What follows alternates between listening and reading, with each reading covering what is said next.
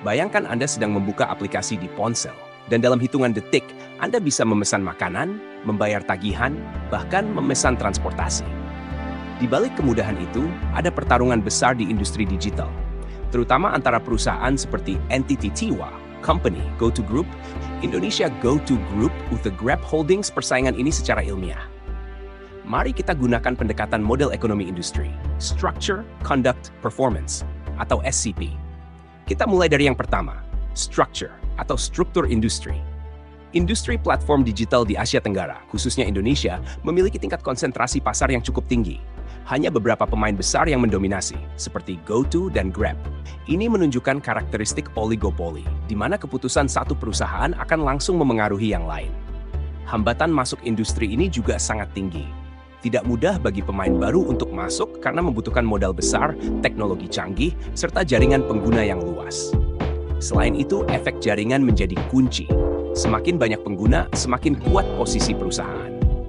Dari sisi diferensiasi produk, meskipun layanan terlihat mirip, transportasi, food delivery, pembayaran digital, masing-masing perusahaan berusaha menciptakan ekosistem yang unik. Misalnya, integrasi layanan dalam satu aplikasi untuk meningkatkan loyalitas pengguna. Kekuatan pemasok dalam industri ini relatif rendah, karena mitra seperti driver atau merchant biasanya bergantung pada platform. Namun, kekuatan pembeli justru tinggi. Pengguna dapat dengan mudah berpindah aplikasi jika harga atau layanan tidak memuaskan. Dan jangan lupa ancaman produk substitusi. Transportasi konvensional, belanja offline, hingga layanan mandiri tetap menjadi alternatif bagi konsumen. Dari struktur ini, kita masuk ke tahap kedua, conduct atau perilaku perusahaan. Karena persaingan ketat, perusahaan mengadopsi berbagai strategi agresif. Strategi harga menjadi senjata utama. Diskon, cashback, dan promo besar-besaran digunakan untuk menarik dan mempertahankan pengguna. Ini sering disebut sebagai burning money strategy. Di sisi lain, promosi digital berkembang pesat. Perusahaan memanfaatkan media sosial, algoritma, dan personalisasi untuk menjangkau konsumen secara lebih efektif. Inovasi produk juga terus dilakukan. Fitur-fitur baru seperti dompet digital, layanan langganan, hingga integrasi layanan menjadi cara untuk meningkatkan engagement pengguna. Tidak hanya itu, kolaborasi dengan influencer dan brand besar menjadi strategi untuk memperkuat citra dan memperluas jangkauan pasar.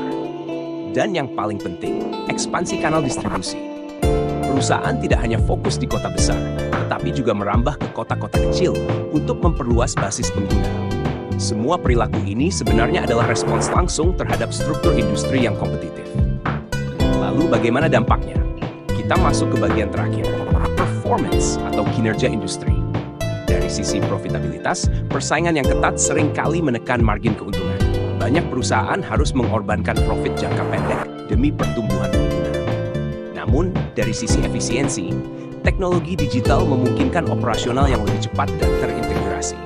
Data menjadi aset utama untuk meningkatkan efisiensi layanan. Dalam hal inovasi, industri ini sangat dinamis. Persaingan mendorong perusahaan untuk terus berinovasi agar tetap relevan di mata konsumen. Namun, ada pertanyaan besar tentang keberlanjutan jangka panjang. Apakah strategi bakar uang bisa terus dipertahankan? Ataukah perusahaan harus mulai beralih ke model bisnis yang lebih berkelanjutan?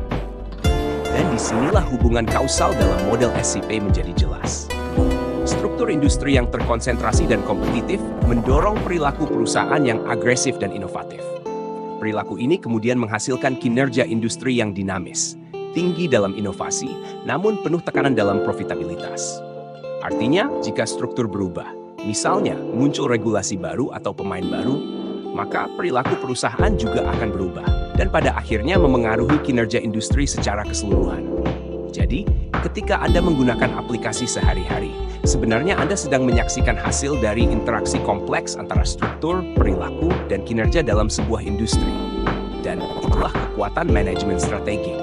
Bukan hanya memahami apa yang terjadi, tetapi juga mengapa itu terjadi. Karena di balik setiap klik yang Anda lakukan, ada strategi besar yang sedang bekerja.